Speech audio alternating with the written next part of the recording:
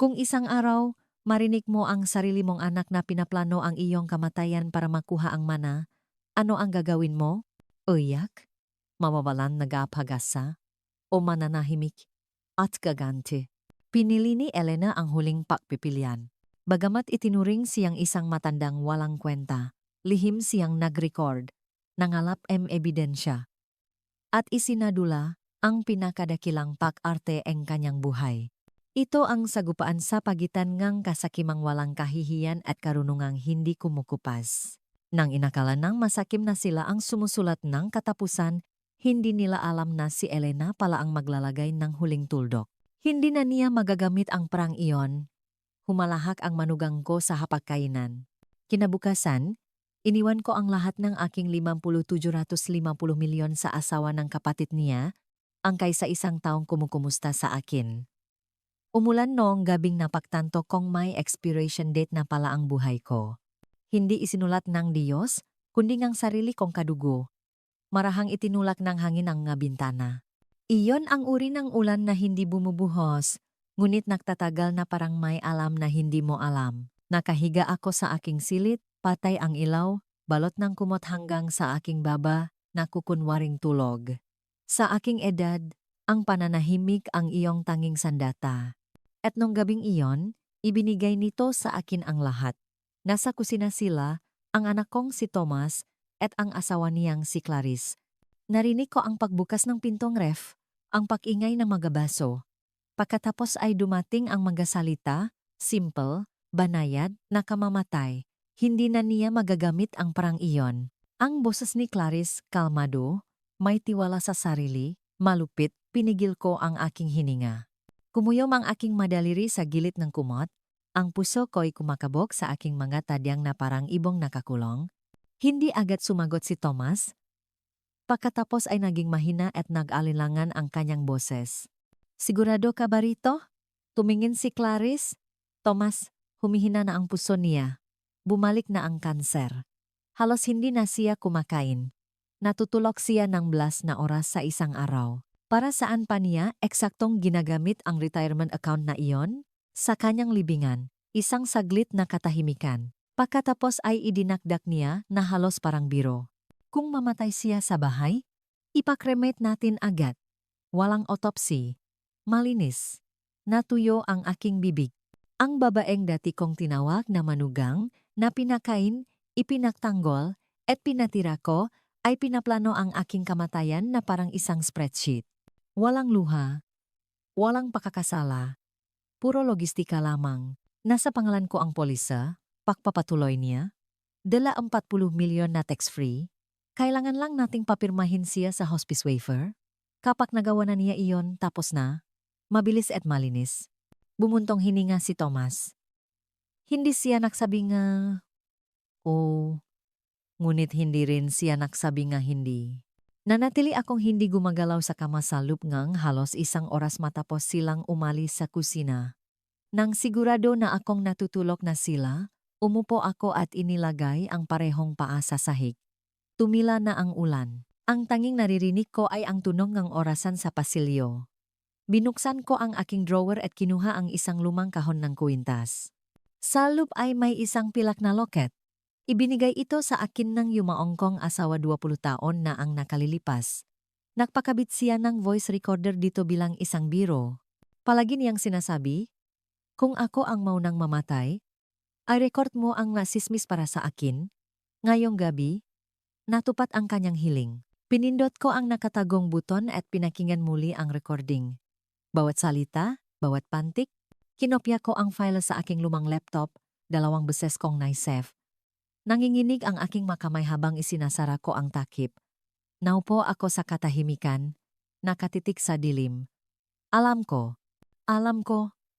lahat ay may kani-kaniyang dahilan para magalit sa iba, ngunit hindi ko inaasahan na magiging ganito kalupit at kaput sa akin ang aking mga anak. Ano ang nagawa kong mali? Isa lang akong normal na ina. Lahat bang ginagawa ko ay mali? Diyos ko, sagutin mo po ako. Ngunit tahimik ang Diyos. Marahil dahil binigyan na niya akong nga tainga para makarinig, at ngayon ay naghihintay siya kung mayroon akong kaloban na lumaban. Kinaumagahan, Dinalhan ako ni Clarice ngang salabat na may pulot. Ang paborito ko, o dati kong paborito, nakatulog ka ba ng mayos? Nay? Tanong niya, ang boses niya ay mainit, peke, makinis, mas mabuti. Sabi ko, nakangiti. Salamat anak. Ngumiti siya pabalik. May perpektong ngipin siya. Parang isang lobong nakasuot ng perlas. Hinintay kong umalis siya sa silid. Pagkatapos ay binuhos ko ang tasa sa halaman sa sulok. Hindi ako namatay noong araw na iyon o sa susunod. Ngunit may isang bagay sa loob ko ang namatay. Ang paniniwala na pinoprotektahan kang pamilya na mas malapot ang dugo kaysa sa kataksilan.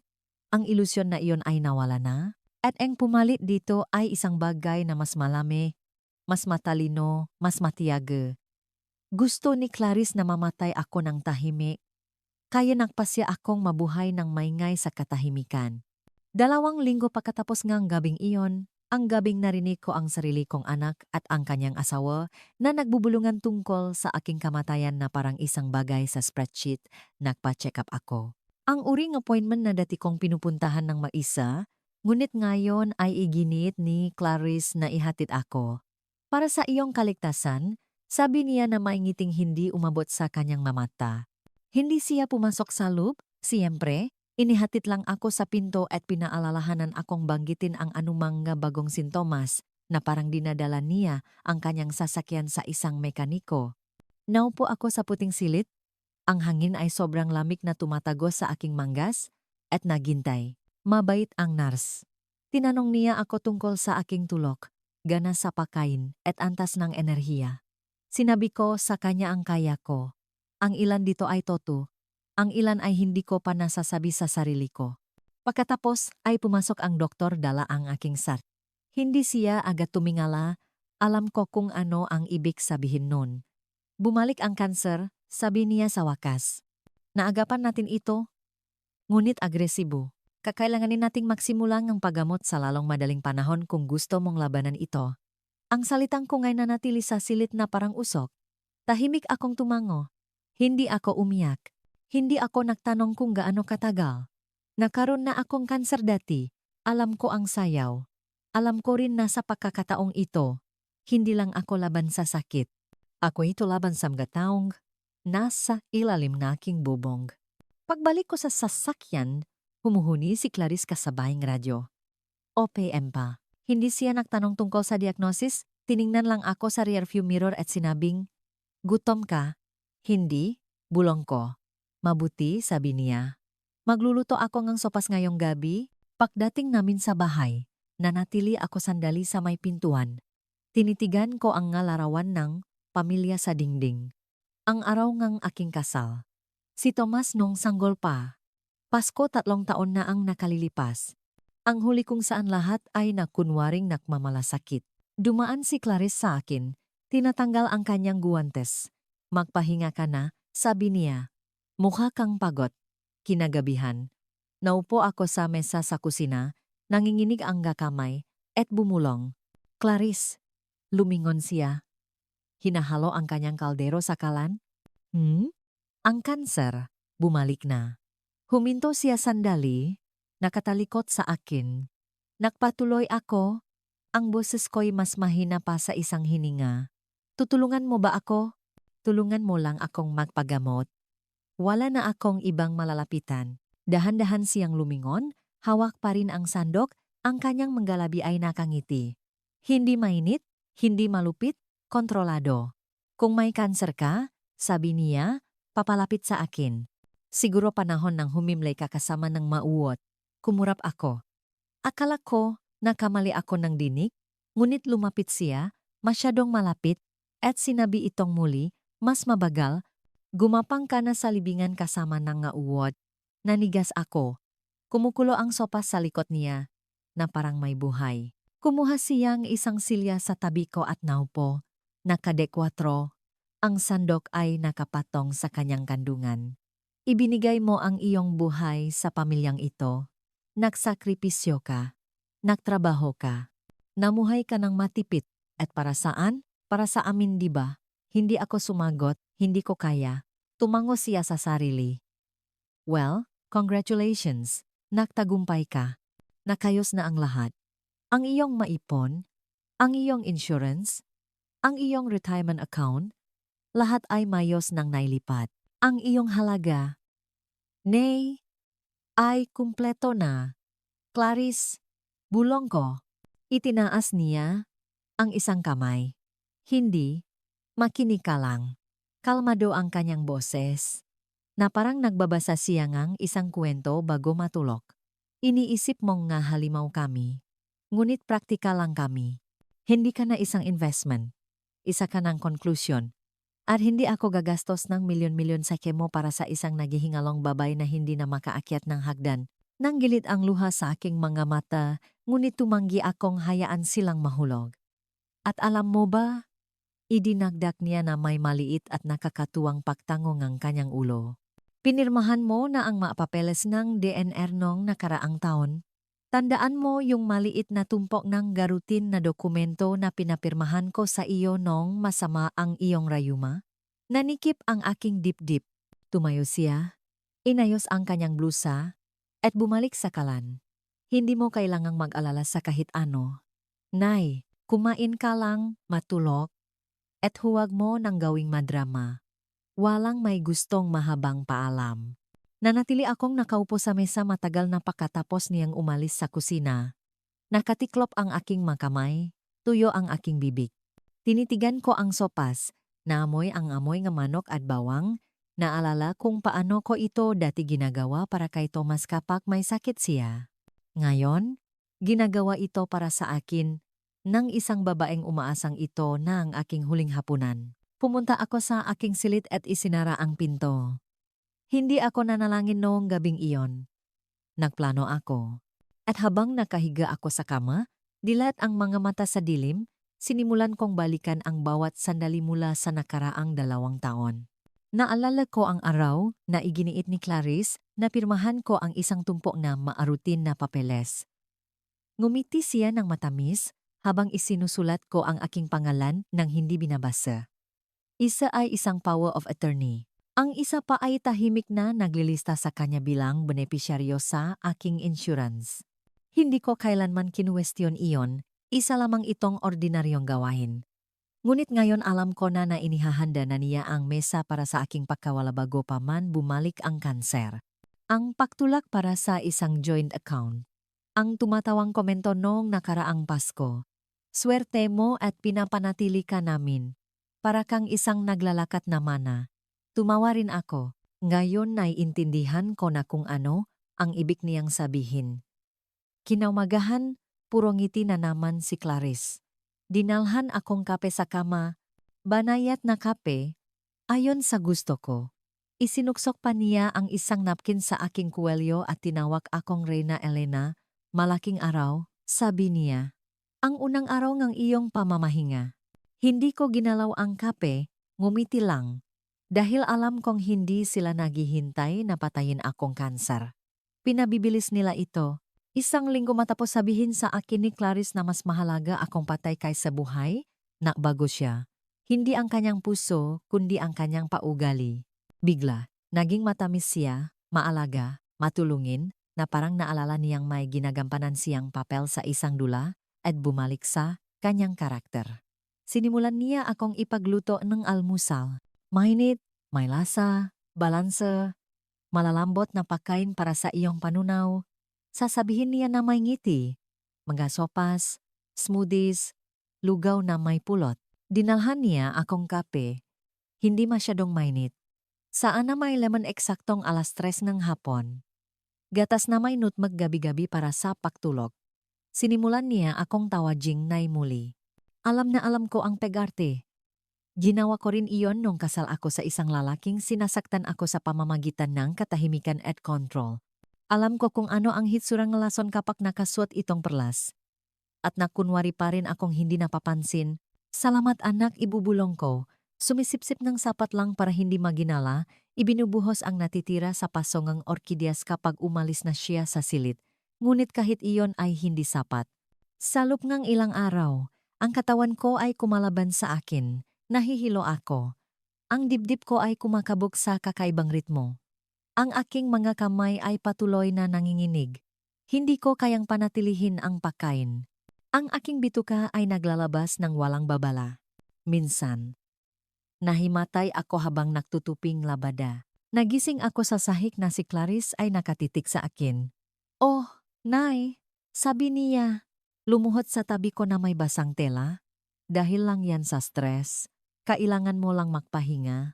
Noong gabing iyon, tinawagan ko ang aking doktor. Nakpatakbo siya nga magpaksusuri kinabukasan. May kakaiba sa iyong nga resulta, sabi niya, nakakunot ang dehydrated ka. Nakpapakitang nga senyales ng electrolyte imbalance. At ang iyong puso ay nasa ilalim ng hindi pangkaraniwang pagod. Hindi mo ba binago ang iyong mga gamot? Hindi, sabi ko. Wala namang bago mula sa botika. Mukha? Siyang hindi? Kumbinsido. Maring ito ay isang interaksyon sa pagkain o supplement o isang bagay sa kapaligiran ng bahay. Mari bang sinadya ito? Tanong ko na halos pabulong. Nakalinlangan ang kanyang mga mata. Ligtas ka ba? Sa iyong tinitirhan? Ginang Reyes, hindi ako sumagot. Sa halip, umuwi ako at tinawagan si Dina, ang anak ng dati kong kapitbahay, na ngayon ay nagtatrabaho bilang isang pharmacy tech. Tinanong ko siya kung maaari niyang suriin ang ilang mabagay para sa akin.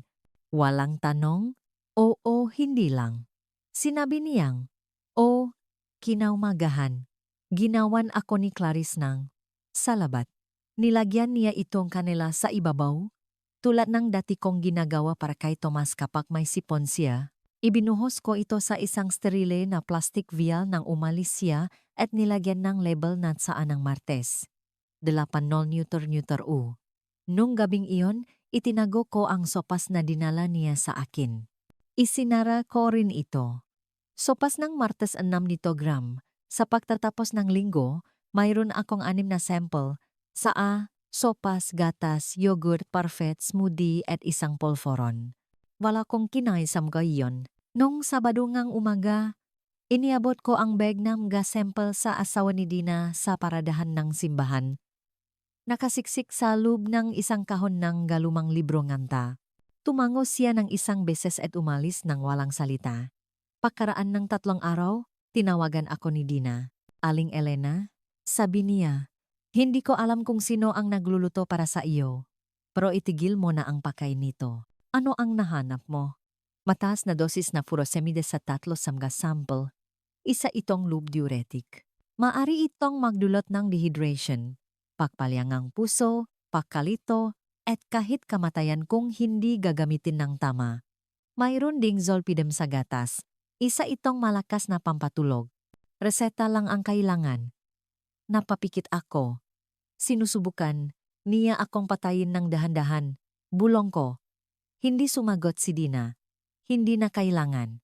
Nung gabing iyon, kinuha ko ang 2 maliliit na security gadget na ibinigay sa akin ni Thomas nung nakaraang Pasko bilang isang biro. Ang isa ay isang kamera na nakapalop sa isang pekeng phone charger. Ang isa pa ay isang pares ng smart glasses na may nakatagong lens. Hindi mo kailanman gagamitin ang nga ito, natatawa niyang sabi. Tama siya sa isang bagay. Hanggang ngayon, inilagay ko ang charger camera sa saksakan sa kusina, nakatutok sa counter kung saan siya naghahanda. Isinusuot ko ang salamin sa tuwing upo ako sa mesa, nakangiti na parang hindi ko alam na nilalason ako at pagkatapos ay nahuli ko siya. Hindi ito madrama, tahimik lang na kalupitan sa pagkilos. Si Clarice ay humuhuni habang dinudurok ang isang puting tableta sa pagitan ng 2 kutsara. Ibinubuhos ito sa dahan-dahang hinahalo, hinuhugasan ang kutsara ng eksaktong 6 na segundo, pinupunasan itong parehong tuwalya na ginamit niya sa pagpunas ng lababo, humuhuni muli. Walang pag-alinlangan, walang pangalawang pag-isip, na parang isa lamang itong ordinaryong gawain. Malinaw na malinaw ang kuha sa aking telepono. Nagrikot ako ng 4 na makakahiwalay na araw, iba't ibang tableta, parehong ritual, parehong malambing ng ngiti. Sa ika-4 na araw, sinabi pa niya sa kanyang sarili, malapit na, matandang bruha. Hindi ako kumibo, ngumiti ako. Akala niya pinaglalaruan niya ako? Ngunit ako ang nagsusulat ng huling nota. Hindi lahat ng babae ay nananakit sa isa't isa.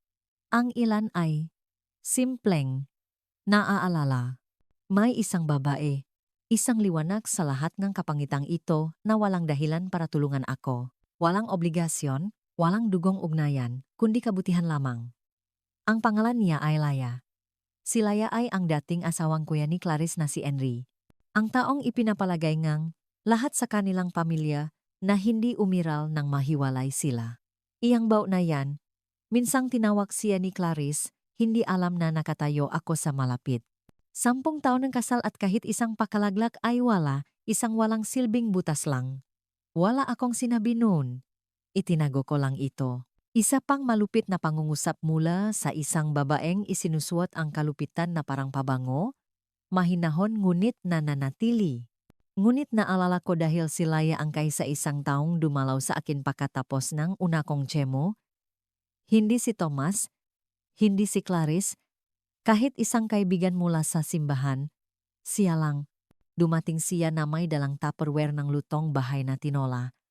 Sinabi niyang ito ay isang lumang resipi ng pamilya. Umupo siya sa tabi ng aking kama sa ospital at hinawi ang aking buhok mula sa aking mukha na parang ako ang kanyang sariling ina.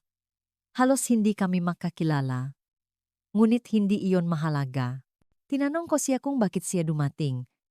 May, naalala ako sa iyo. Sabi niya. Sino? Ang sarili ko. Ang bersyon ng sarili ko na ayaw ng ang sinuman. Pagkatapos nun, dumadalaw siya tuwing 2 linggo. Laging may dalang pagkain. Hindi nagtatagal. Sapat lang para ipaalam sa akin na hindi ako nakakalimutan. Galit na galit si Clarice dito. Isang araw, narinig ko siyang sumigaw sa pasilyo. Bakit ka pa nandito? Laya, hindi ka nakabilang sa pamilyang ito? Hindi ka maaring makaanak? Wala kang ugat dito. Bumalik ka sa iyong malungkot na maliit na buhay at huwag kang makialam sa akin. Akala ko iyak si Laya. Ngunit ngumiti siya. Hindi ko kailangang makaanak para maging tao.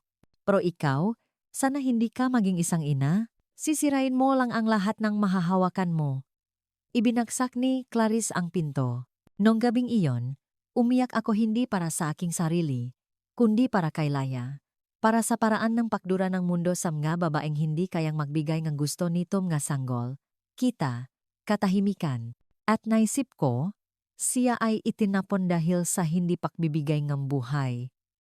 At ako, itinapon ako dahil sa masyadong mahabang pamumuhay.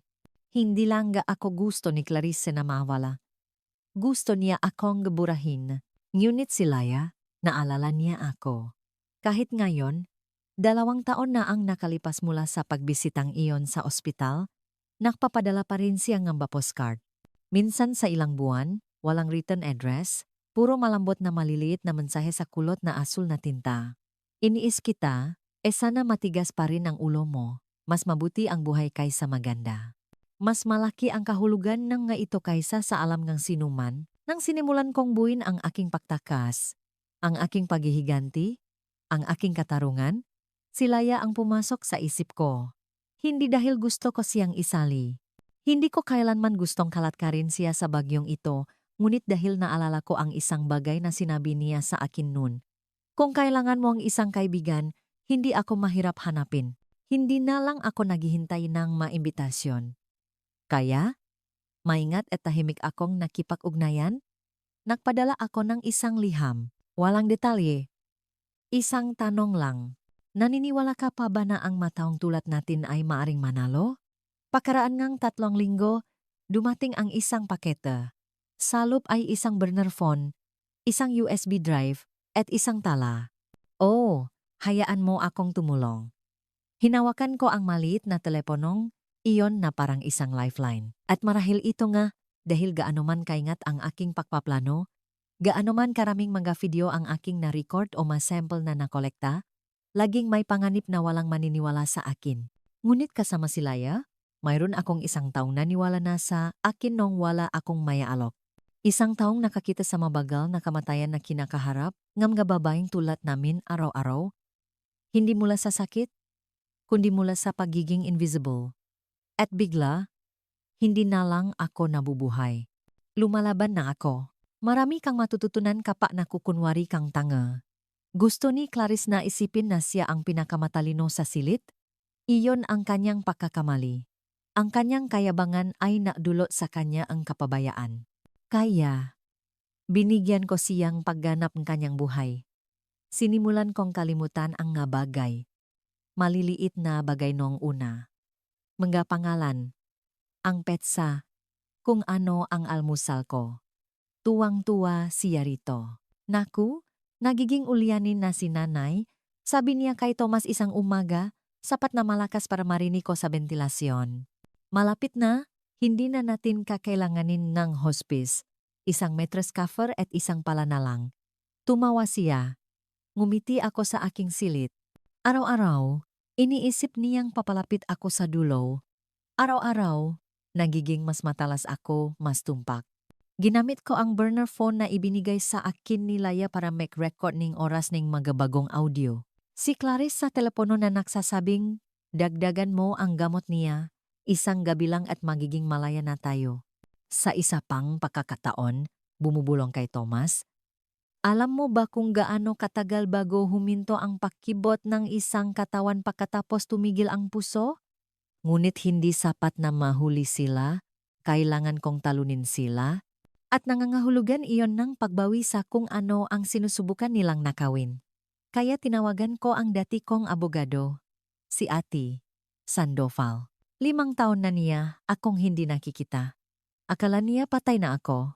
Hindi ka naman mamamatay, di ba? Tanong niya sa telepono. Hindi bago ako gumawang gulo? Sabi ko. Humalaha siya. Iyan ang Elena na naalala ko. Nakita kami sa kanyang opisina pagkatapos ngang oras ngang trabaho. Nakswat ako nga alampay at salaming pang-araw na parang pumapasok ako sa isang lihim na silit ng digmaan. Sabihin mo sa akin ang lahat, sabi niya. Ginawa ko. Bawat salita, bawat bulong, bawat tableta, bawat recording, at nang matapos ako, inilagay ko ang isang maliit na itim na kahon sa kanyang mesa. Ano ito? Ang huling alas ko, sabi ko. Isang video well. Kinunan namin ito noong gabing iyon.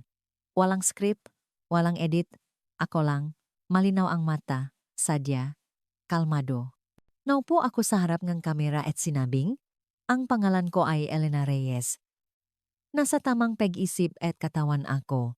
Ginagawa ko ang habilin na ito sa aking sariling kagustuhan nang walang anumang panggigipit o pamimilit.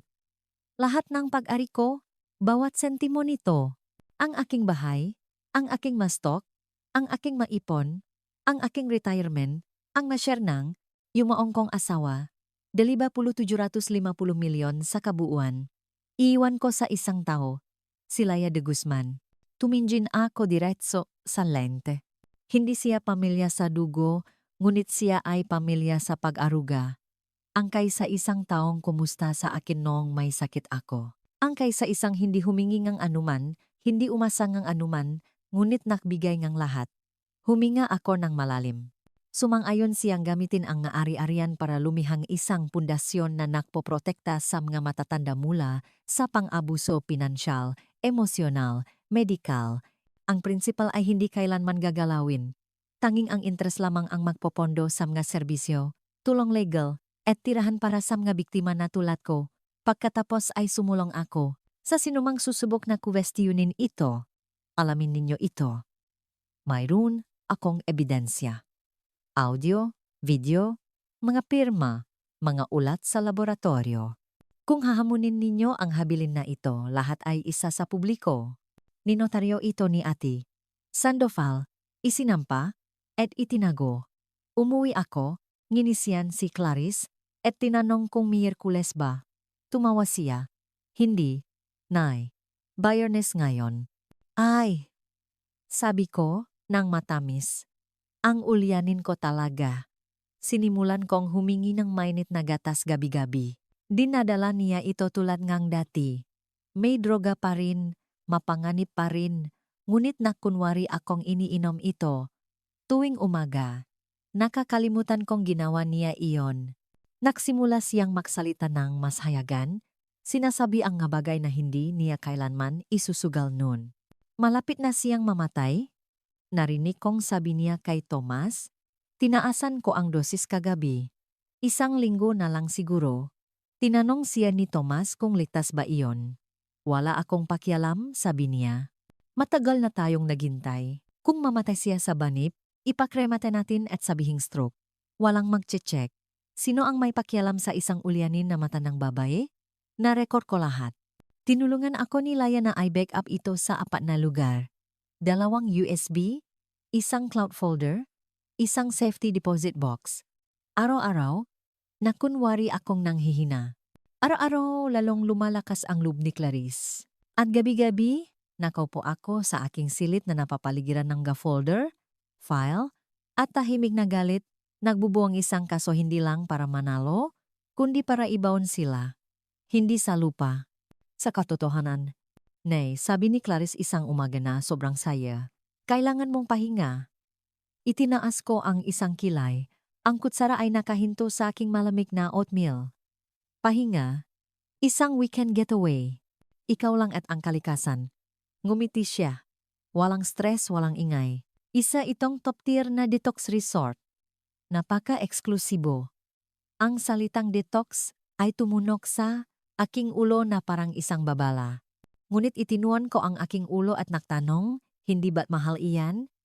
Iwinagayway niya ito. Kaibigan kong si Raquel ang manager dun. Staff discount. Ito na ang pinakamaliit na magagawa namin. Ngumiti ako, tumango, at sinabing, salamat. Dahil sa puntong ito, alam ko nang hindi ito isang regalo. Isa itong patibong. Sinabi ko kay Laya sa sandaling makuha ko ang alok, nakita kami sa grocery. Nakukunwaring tumitingin sa mati-abak. Ibinigay ko sa kanya ang address. Binigyan niya akong isang bagong micro SD card at sinabi lamang ang isang bagay. Kung may maramdaman kang kakaiba, pindutin mo ang side button sa iyong salamin ng 2 beses. Ay waplot nito ang lahat sa pulisya in real time. Ang resort ay matatakpuan sa Tagaytay, 2 oras sa labas ng lungsod. Malayo, pribado, liblib. Perpekto para sa pagkamatay ng hindi napapansin. Si Clarice mismo ang nagmaneho sa akin. Humuhuni kasabay na malambing na jazz. Sinasabi ang nga bagay tulad ng, napakapayapa dito, at mayroon silang nga kamanghamanghang herbal tea. Magugustuhan mo ito. Wala akong sinabi, tumatango lang paminsan-minsan. Ang aking kamay ay nakapatong sa maliit na pila na kwintas na may nakatagong mikropono na suot ko na ngayon sa lahat ng oras. Pagdating namin, sinalubong kami ni Raquel sa gate mas bata kaysa sa inaasahan ko. Makintap ang buho, matalas ang mamata, masyadong makinis para sa kagubatan. Ngumiti siya, niyakap si Clarice. Pagkatapos ay lumingon sa akin na may pekeng init na inaasahan ko na mula sa mga taong iniisip na hindi ka mabubuhay sa katapusan ng linggo. Maligayang pagdating, Ginang Reyes. Isang karangalan na maging panahuhin namin kayo. Ang aking silid ay maganda, masyadong maganda puting. Kubre kama, makandila, walang kandado sa pinto. Ang unang babala ay dumating sa almusal kinaumagahan. Dinalhan ako ni Clarice ng isang tasang kapeng barako. Mula sa kanilang sariling mabutil, sabi niya, may kanela, paborito mo, inamoy ko ito. Kakaiba ang amoy, masyadong matamis, masyadong earthy. Itinaas ko ang tasa, ngumiti, at sinabing, pagkatapos, habang nakukunwaring pinupunasan ang aking mga labing ng isang napkin, dahan-dahan kong ibinuhos ang kape sa isang tuwalya sa aking kandungan. Kalaunan, isinara ko ang basang tuwalya sa isang plastic zip bag at isiniksik sa ilalim ng aking unan. Ibibigay ko ito sa pulis na ipinangako ni Laya na naka-standby. Sa tanghalian, isinuot ko ang smart glasses. Sinigurado kong tama ang anggulo nito. Naupo ako sa tabing bintana habang nagbubulungan si Clarice at Raquel sa sulok ng silid. Mahina ang audio, ngunit nahuli ng mikropono ang lahat. Halos hindi na siya kumakain, sabi ni Clarice. Ang pampatulok sa kape ay dapat magpatulok sa kanya buong araw. Nagtanong si Raquel, sigurado ka ba sa gagawin ngayong gabi? Ngumisi si Clarice. Ngayong gabi na yon. Hindi na siya magigising. Pinindot ko ang side button ng 2 beses. Nagsimula ang peg-upload. Kumain lang ako nga crackers na nasa salyadong pakete. Uminom ng deboteng tubig na ako mismo ang nakbukas. At naghintay ako. Sumapit ang gabi. Nagdala si Clarice ng isang tray sa aking silid. Salabat? Sabi niya, para sa mahimbing na paktulog. Kinuha ko ito, inilagay sa mesa, pinanot siyang umalis, pagkatapos ay ibinuhos ito sa inidoro. Dumating ang hating gabi. Nakahiga ako sa kama, dilat ang mga mata, bihis na bihis. Noong 12:43 nga madaling araw, dahan-dahang bumukas ang pinto. Nanatili akong hindi gumagalaw. Pumasok si Clarice. Dahan-dahan siyang lumapit sa nightstand, kumuha ngang isang fial mula sa kanyang roba, binuksan ito, at inabot ang aking taa. Huminto siya, napagtanto na walang laman ang tasa. Narinig ko siyang bumulong, lintik. Lumabas siya, kasing tahimik ng usok. Nag-antay akong 10 minuto. Tapos bumangon ako at nektext kay Layang ng isang salita. Ngayon. Makalipas ang 10 minuto, nagliwanag ang mga pader ng kubo sa pula at asul na ilaw. Sumigaw si Raquel. Nakmura si Clarice. At ako, well, nakaupo lang ako sa kama, mainit sa aking roba, hawak ang aking malamig na tasangang hindi nagalaw na lason. Akala nila nanalo na sila. Dumating si Clarice sa opisina ni Etty. Sandofal na nakaswat ng designer na damit, takong, pulang lipstick, isang bag na mas mahal pa sa una kong sasakyan. Sumunod si Tomas sa likod niya na parang isang multo, mapurol ang nga mata, tikom ang nga labi. Ilang buwan na siyang hindi nagsasalita sa akin ng toto. Naniniwala silang patay na ako, at sa kanilang isipan, ang kamatayan ay katumbas ng mana. Sabi mo hindi ito magtatagal? Sabi ni Clarice kay ate. Sandofal, nakahalukip-kip. Pumunta na tayo sa bahaging ngeng pamamahagi. Hindi tumingala si ate. Sandofal, tinapik lang ang isang folder sa mesa. Bago tayo magpatuloy, may isang video na hiniling ni Ginang Reyes na ipalabas sakaling siya ay pumanaw. Umikot ang mamata ni Clarice. Sige. Kung ito ay isang sentimental na ang screen ay umilaw. Et naron ako. Buhay. Malinaw ang mata, kalmado. Umalingaw-ngaw ang aking boses sa silid. Ang pangalan ko ay Elena Reyes. Nasa tamang pag-isip at katawan ako. Ginagawa ko ang pahayak na ito ng kusa. Ito ang aking huling habilin. Nanlaki ang bibig ni Clarice. Paulit-ulit na kumurap si Tomas. Alam ko ang mapagtatangka sa aking buhay, pagpapatuloy ko sa screen, ang lason, ang manipulasyon, ang mapekeng ulat medikal, ang gawa-gawang pakaulyanin. Tumayo si Clarice. Anong kalokohan ito? Itinaas ni ate. Sandofal ang isang kamay. Umupo ka. Sa screen, ngumiti ako, na-record ko ang lahat. Nadokumento ko ang bawat salita, bawat bulong, bawat gamot na inihalo sa aking taa. Pagkatapos ay dumating ang pangungusap na nakpatigil sa hangin. Narinig ko ang lahat. At buhay. Pa rin ako. Huminga ng malalim. Si Clarice. Bumulong si Tomas. Diyos ko po. Iniwan ko ang aking ari-arian, bawat sentimo nito kay Laya de Guzman, ang kay sa isang taong kumusta sa akin noong may sakit ako, ang kay sa isang kaluluwang hindi ako itinuring na isang bangkay na naghihintay na may libing. Sumugot si Clarice, inihampas ang kanyang kamay sa mesa. Nasisinungaling siya. Matanda na siya. Nalilito na siya. Kalmadong pinindot ni ate. Sandofal ang susunod na file. Isang recording ang nagsimulang tumukto sa speaker. Hindi na niya magagamit ang prang iyon, ang boses ni Clarice. Ipakrimet lang at kunin ang claim. Walang autopsy, walang gulo. Isa pang clip. Taasan mo ang dosis. Isang gabi na lang. Iyon lang ang kailangan. Isa pa. Ulyanin na siya. Papeles na lang ito ngayon.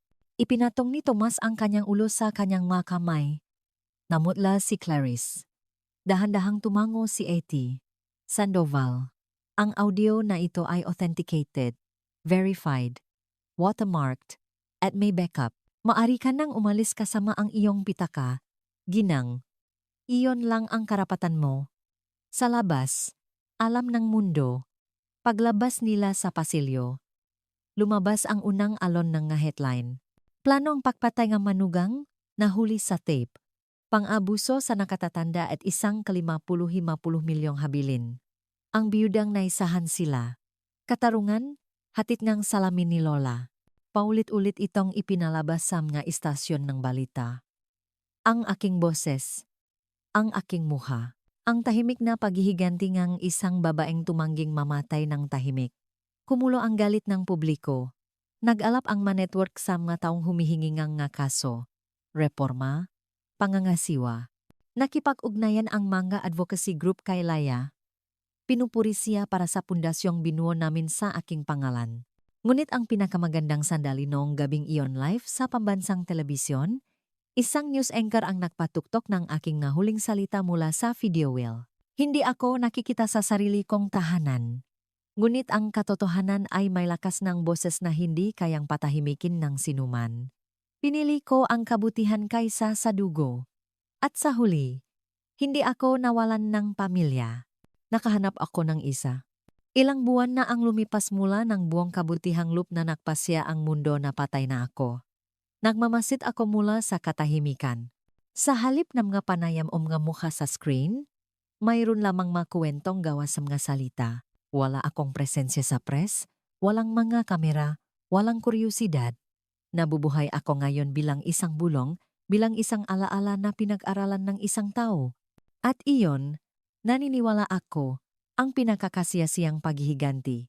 Si Laya, ang aking hindi inaasahang kakampi, ang aking piniling kamag-anak, ay idinaos ang pagbubukas ng seremonya para sa Elena de Gracia Foundation 6 na linggo na ang nakalilipas. Tumayo siya sa harap ng isang pulutong ng reporter at taga-suporta, basangang luha ang kanyang napisngi. Tumanggi siyang punasan ito. Ang karatula sa likod niya ay eleganta ang pagkakasulat, Elena de Gracia Foundation. Sa ilalim sa mas maliit na uri, tulong legal at psikolohikal para sa mga inabusong nakatatanda. Umupo ang lupon ng mga katiwala. Pumalakpak ang mga bisita, ngunit ang palakpakan, bagamat taos puso, ay hindi kailanman umabot sa akin. Wala ako run. Nakapo ako sa isang maliit na bahay sa tabingang lawa, 2 bayan ang layo, umiinom ngang herbal tea at nararamdaman ang init ng araw sa aking likod mula sa bintana. Sasabihin sa akin ni Laya kalaunan na idineklara ng abogado ng pundasyon na ito ay legal na hindi matitinag. Ang principal funds, 5,750 milyon, tulad ng nakasaad, ay mananatiling hindi nagagalaw. Tanging ang interes lamang ang gagamitin at para lamang sa mamatatandang nangangailangan ng proteksyon, tulong legal, tirahan, o isang taong magsalita para sa kanila kapag wala na silang boses. Ito ay higit pa sa isang arkif ng aking kaligtasan. Ito ay buhay na binayaran. Samantala, kinasuhan si Clarice. Ang kaso, tangkang pagpatay sa isang matanda.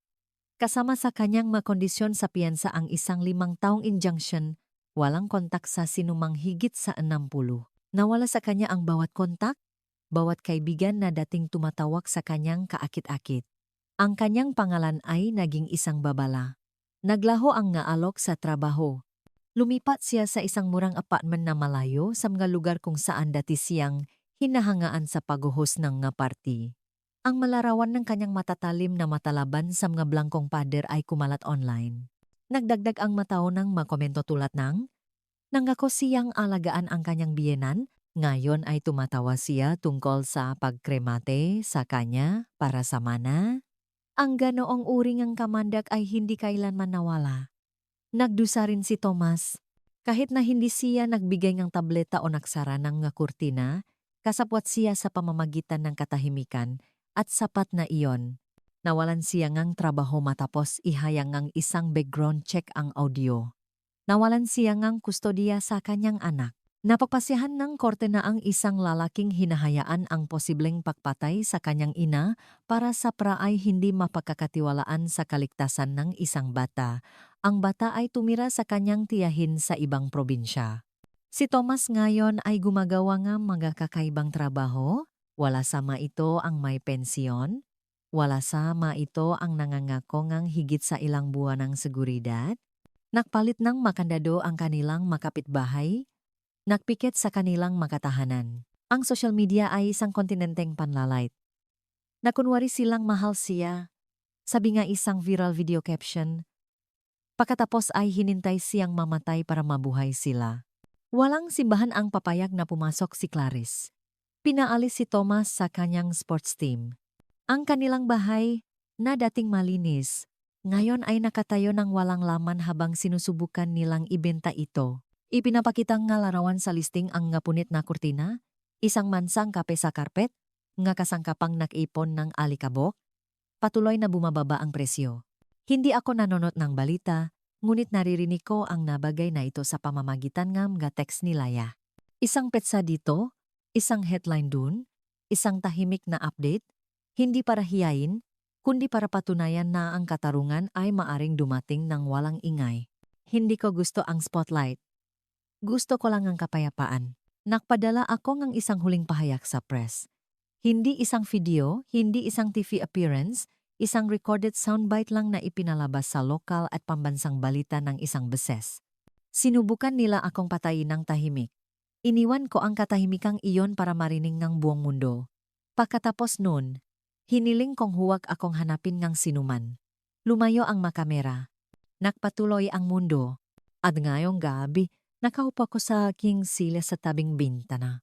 Ginagawang pilak ng liwanag ng buwan ang tubig. Isang kandila ang kumikislap, naglalagay ng mga lumang anino sa silid. Wala akong pinagsisisihan. Hindi sa pakaligtas, hindi sa pakikinig, hindi sa pagpaplano. Pinagsisisihan ko lang na ang bigat ng aking katahimikan ay kailangang maging napakabigat bago ito makaroon ng kahulugan. Sa labas, naririnig ko ang pagsasara ng mga pinto. Pagtahol nga aso. Ang katahimikan ng mabuhay na hindi apektado ng iskandalo. Sa loop, napapahinga ako dahil natutunan ko noon pa na ang tunay na kapangyarihan ay hindi sa pagsigaw ng mas malakas kaysa sa iyong kawe. Ang tunay na kapangyarihan ay sa pag-survive sa kanila. Lumipas ang mga taon, nawala ang mga headline, tumigil sa pagtawag ang mga abogado, nagpatuloy ang mundo tulad ng dati. Lumipat din ako. Hindi para tumakas, kundi para huminga. Nakahanap akong isang maliit na bahay sa tabi ng lawa, sapat na malayo sa bayan na tanging maibon at tubig lamang ang regular na bumibisita. Tahimik dito. Mas gusto ko ang katahimikan ngayon, hindi dahil nangangahulugan itong panganib, kundi dahil pag-ari ko ito. Isang hapon, habang nagsisimulang maging ginto ang madahon, narinig ko ang isang katok sa pinto. Hindi apurado, hindi nag-alinlangan, mausisa lamang. Nang buksan ko ito, nakita ko ang isang maliit na batang babae, siyam, marahil 10, na nakatayo sa tabi ng isang babaeng nasa early 30s. Mayroon siyang satchel sa kanyang balikat at isang liham sa kanyang kamay. Dahan-dahang ngumiti ang babay. Malayo ang kanyang nilakbay para makilala ka. Tumabi ako nang hindi na nagtatanong. Pumasok ang bata sa aking kusina na parang alam na niya kung nasaan ang mabagay. Tiningnan ng kanyang mga mata ang mga kahoy na estante, ang mga basak na tasa, ang ilaw sa ibabaw ng lababo. Pagkatapos ay iniabot niya sa akin ang liham. Ang sulat kamay ay tumama sa akin na parang isang kantang matagal ko nang hindi naririnig. Laya. Naupo ako, bahagyang nanginginig ang makamay, at binuksan ito. Mahal na Elena, kung binabasa mo ito, ibig sabihin wala na ako at nahanap ng aking anak ang daan patungo sa iyo. Ang pangalan niya ay Ligaya. Inampon ko siya nung 3 taong gulang siya matapos hindi na siya kayang alagaan ng kanyang ina na pinsan ko. Siya ay mausisa, matigas ang ulo, at masyadong matalino para sa kanyang sariling kapakanan. Ngunit tinuruan ko siya nga itinuro mo sa akin. Ang lakas ay hindi kailangang maging malupit. Kung makalimutan man niya, sinabi ko sa kanya kung saan pupunta. Sa babaeng nagpaalala sa akin na ang katahimikan ay hindi kahinaan. Ito ay kaligtasan. Ito ay alaala. Ito ay kapangyarihan. Ipakita mo sa kanya kung paano hawakan ang katahimikang iyon ng may grasya. Nagmamahal, Laya. Tiniklop ko ang liham at tumingala. Si Ligaya ay nakaupo na sa lumang rocking chair. Pinapanot akong malalaking mata. Kilala niyo po si nanay? Tanong niya. Oo, sabi niya. Kayo raw po ang pinakamalakas na taong nakilala niya. Ngumiti ako ng bahagya. Siya ang pinakamalakas na taong nakilala ko. Pinaglaruan niya ang isang punit na sinulit sa kanyang manggas. Tinuruan niyo po ba siyang lumaban ng walang kamao? Hindi, sabi ko, habang binibigyan siyang isang basong tubig. Ipinakita ko lang sa kanya kung ano ang nangyayari kapag naalala ng isang babae ang lahat. Nanatili kaming tahimik sandali. Ang uringang katahimikan na hindi nararamdamang walang laman. Pagkatapos ay nagtanong siya, pinagsisisihan niyo po ba ang hindi pagpapatawad sa inyong pamilya? Ibinaling ko ang aking tingin sa lawa na ngayon ay umalon sa hangin. Hindi, sabi ko. Ang pagpapatawad ay isang bagay na pinagpapasyahan ng mabubuting tao para sa kanilang sarili. Ngunit ang katahimikan, lumingon ako sa kanya.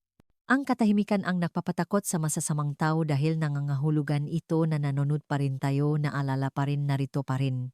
Tumango siya na parang itinatago ang pangungusap na iyon sa isang lugar na malalim. Habang lumulubog ang araw sa likod ng mga puno, tumayo ako at inilahat ang aking kamay. Halika, sabi ko. Saan po? Sa apoy. May kwento tayong hindi pa naisusulat. Kinuha niya ang aking kamay, maliit, mainit, sigurado, at sumunod sa akin. At habang nagsasara ang pinto sa likod namin, dalawang henerasyon, isang may sugat, isang nagsisimula pa lang, ay naupo sa tabi ng apoy at nagsimulang muli. Walang kamera, walang ingay, pahilom lang. Ang ilang kuwento ay nagtatapos sa ingay, ang iba sa katahimikan, ngunit ang pinakamakapangyarihang mga kuwento ay nagtatapos sa pag-alala. Salamat sa pakikinig sa akin. Kung naantik kang kwentong ito, kung may kilala kang sinumang binalewala, pinakmalupitan, o simpleng kinalimutan, ibahagi ito sa kanila. Ipaalam sa kanila na ang karunungan ay hindi kumukupas at ang paghihiganti ay walang expiration date. Para sa higit pang totoong kwento mula sa mga kababayhang minamaliit, pinagtaksilan at nanatiling matatag, mag-subscribe sa mga totoong kwento ni Lola. Dahil kapag nagsalita ang mga lola, sa wakas ay nakikinig ang mundo.